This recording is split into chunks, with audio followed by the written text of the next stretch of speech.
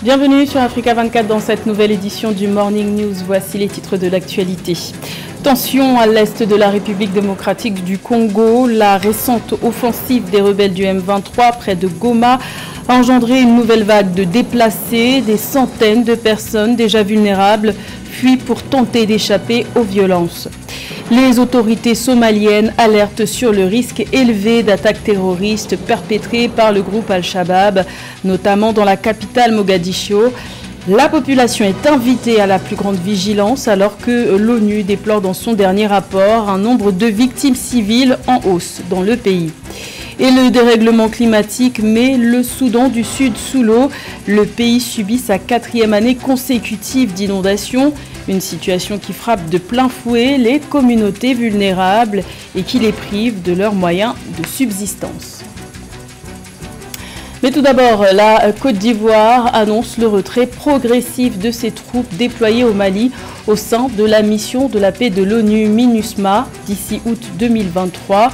Et cela dans un contexte de tension entre les deux pays suite à l'arrestation en juillet dernier de 49 soldats ivoiriens à Bamako, considérés par les nouvelles autorités maliennes comme des mercenaires.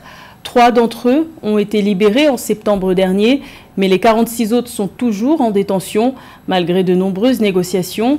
Notons que l'annonce du retrait progressif des troupes ivoiriennes du Mali intervient au lendemain de celle du Royaume-Uni, qui a indiqué vouloir retirer son contingent du Mali plus tôt que prévu. En cause, le rapprochement depuis 2020 de la junte au pouvoir avec le très controversé groupe paramilitaire russe Wagner. Également dans l'actualité au Tchad, le premier procès lié aux manifestations meurtrières du 20 octobre dernier s'est ouvert ce mardi 15 novembre à Mongo, dans la province du Guéra, dans le centre-sud du pays. Une dizaine de personnes sont jugées pour attroupement non armé et rébellion. Rappelons que le 20 octobre dernier, des manifestations pour protester contre la prolongation de la transition de 2 ans et le maintien au pouvoir de Mahamat Idriss Déby s'étaient tenues dans tout le pays, malgré l'interdiction des autorités faisant officiellement 50 morts et 300 blessés. Au total, ce sont plus d'1 millier de personnes qui ont été arrêtées ce jour-là et les suivants, selon le comité de l'ONU contre la torture. Début novembre, les nouvelles autorités tchadiennes ont accepté l'ouverture d'une enquête internationale sur la répression de ces manifestations. La situation sécuritaire et humanitaire est préoccupante dans l'est de la République démocratique du Congo. De nouveaux affrontements entre l'armée congolaise et les rebelles du M23 ont poussé des centaines de personnes à fuir la ville de Goma, chef-lieu de la province du Nord Kivu. Une situation qui alimente les vives tensions entre la République démocratique du Congo et le Rwanda, alors que des pourparlers sont annoncé à partir du 21 novembre au Kenya. Plus de détails avec Corinne Camden. La situation sécuritaire à l'est de la République démocratique du Congo demeure tendue. Lundi 14 novembre, un porte-parole de l'armée a déclaré que les combats entre l'armée congolaise et les rebelles du M23 s'étaient rapprochés de la ville de Goma, chef-lieu de la province du Nord Kivu. Les affrontements ont repris le 11 novembre, mettant fin à environ une semaine de calme relatif depuis que le groupe rebelle a lancé sa dernière offensive le 20 octobre dernier. Combats qui ont provoqué une nouvelle vague de déplacements.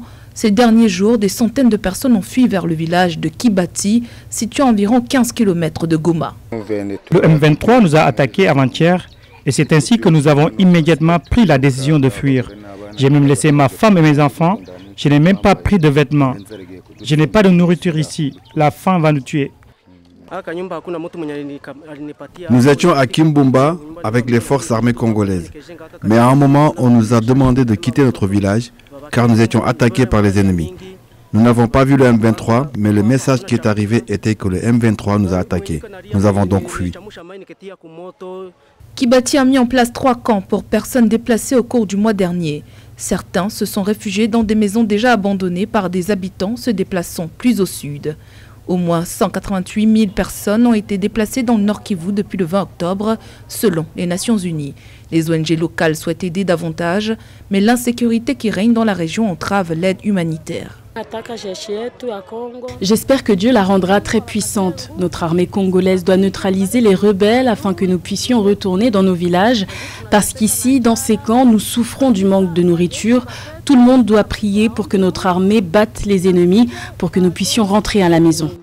Ces combats contre le M23 ont provoqué une rupture diplomatique entre la République démocratique du Congo et le Rwanda.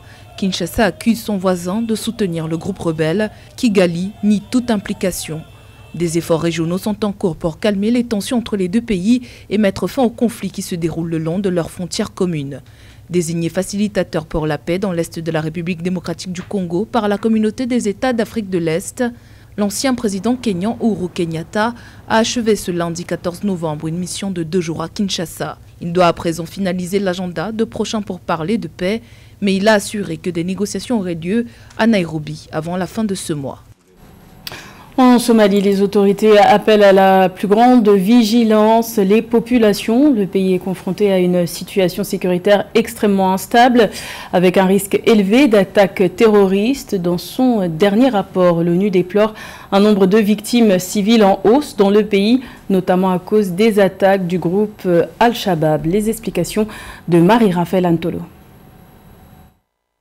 Le vendredi 11 novembre 2022, le gouvernement somalien a émis une alerte à propos du risque élevé d'attaque d'Al-Shabaab dans la capitale Mogadiscio. À cet effet, des troupes ont été déployées en grand nombre sur les routes principales de la ville samedi 12 novembre dans le but de renforcer la sécurité. Cette alerte intervient des semaines après que 2 voitures piégées ont tué près de 120 personnes. Nous assistons à une escalade de la violence, notamment dans la zone urbaine, avec des hôtels essentiellement ciblés, en particulier l'élite somalienne qui collabore avec les Occidentaux, ou bien souvent les Occidentaux, que ce soit la mission des Nations Unies en Somalie, la MINUSOL, et la mission de l'Union africaine également en Somalie. Toutes ces composantes constituent les cibles aujourd'hui d'Al-Shabaab. Dans une première étape, le mouvement Al-Shabaab ciblait essentiellement les forces armées gouvernementales. Aujourd'hui, nous nous rendons compte que le mouvement Al-Shabaab a perdu la bataille de la communication vis-à-vis des populations somaliennes. En réalité, ces populations sont arrivées à l'évidence qu'il ne s'agit pas de djihad en réalité. Il s'agit d'un agenda purement personnel, dans le cadre d'un enrichissement personnel à monter essentiellement des composants d'idéologie islamique. Le ministère somalien de l'information, Abdirahman Youssouf Al-Adala, a exhorté les habitants de la capitale à faire preuve de vigilance face à d'éventuelles attaques des militants et à rester à l'écart des hôtels, restaurants et autres zones surpeuplées. Le gouvernement a appelé le public à signaler les activités suspectes aux forces de sécurité pendant les opérations militaires en cours contre les militants liés à Al-Qaïda dans les régions centrales de Iran et de Galgadoud. À sa reprise de fonction en mai 2022, le président somalien Hassan Sheikh Mohamud a encouragé les milices locales à se joindre à la lutte contre Al-Shabaab. Et aujourd'hui, de plus en plus aujourd'hui, les Somaliens commencent à contester le mouvement Al-Shabaab aujourd'hui. Il y a beaucoup de cas de reddition des Somaliens qui ont collaboré avec le mouvement Al-Shabaab aujourd'hui, qui collaborent avec le gouvernement aujourd'hui et qui sont aujourd'hui des cibles essentiellement de ce mouvement-là en les traitant d'avoir trahi en tant que tel. Depuis le début de l'année, au moins 613 civils ont été tués et 948 blessés, selon les derniers chiffres des Nations Unies, le plus élevé depuis 2017 et une augmentation de plus de 30% par rapport à 2021. En Tunisie, les élections législatives annoncées depuis plusieurs mois approchent à grands pas. Elles se tiendront le 17 décembre sur le territoire national. Le coup d'envoi de la campagne électorale sera donné le 25 novembre avec une particularité, le financement public de la campagne électorale est désormais interdit. Alors pourquoi une telle mesure et qu'est-ce que cela implique? Élément de réponse avec Nathalie Moho. En Tunisie, le financement public de la campagne électorale en vue des législatives de décembre 2022 est interdit. S'exprimant dans la presse locale le 12 novembre 2022, le porte-parole officiel de l'instance supérieure indépendante des élections, ICIE, Mohamed Lili Nasri, a indiqué qu'il s'agit d'un amendement de la loi électorale. Cette mesure rend illégal le financement de la campagne électorale par les partis politiques et autres personnes morales du pays. Cela signifie que les associations, les entreprises, les sociétés et les partis politiques sont interdits de financer les campagnes électorales. Les décisions régissant le financement et les dispositions de la campagne électorale prennent en compte le rapport entre le candidat aux législatives et le parti politique tout au long de cette phase du processus électoral. En Tunisie, seules les personnes physiques sont autorisées à financer les opérations électorales des candidats au scrutin législatif. Un plafond relatif au financement total de la campagne, fixé par décret présidentiel, est toutefois attendu dans le but d'encadrer le financement privé de la campagne électorale. La Tunisie, depuis 2011, n'a jamais pris les mesures pour encadrer l'argent et c'est pour ça qu'il y a eu une marchandisation de la vie politique.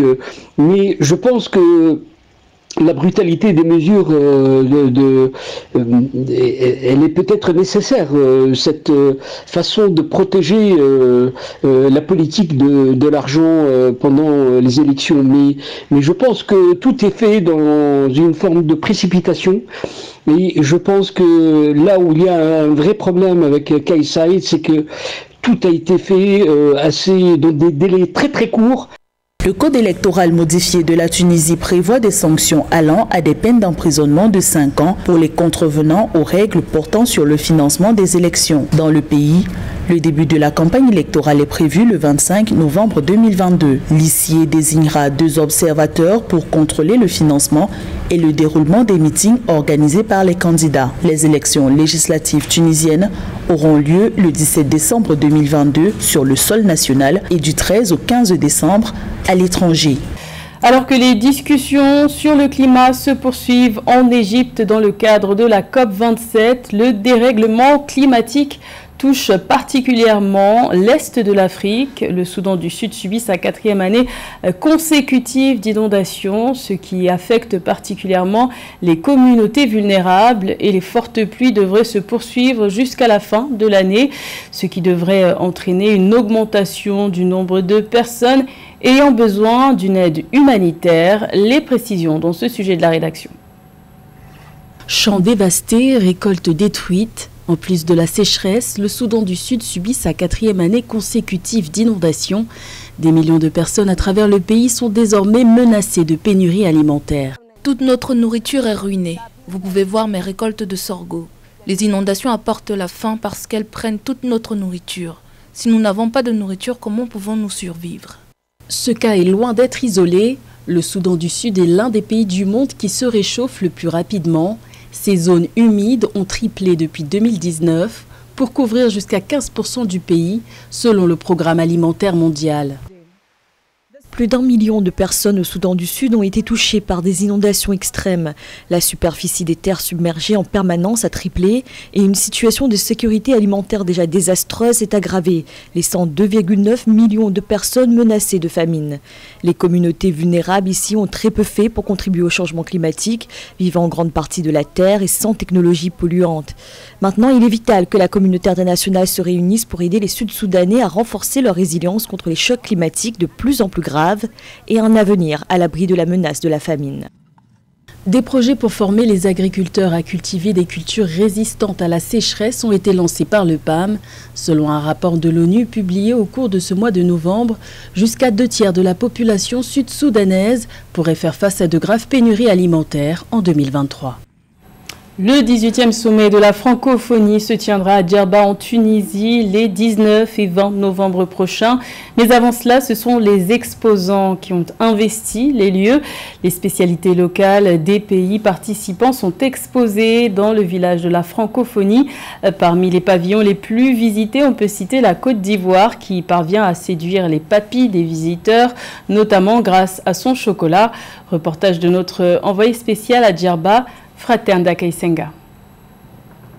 Au village de la francophonie à Djerba en Tunisie, la Côte d'Ivoire ne se distingue pas seulement par son énorme pavillon, mais aussi par le nombre de gens qui le fréquentent pour découvrir le pays à travers les produits exposés.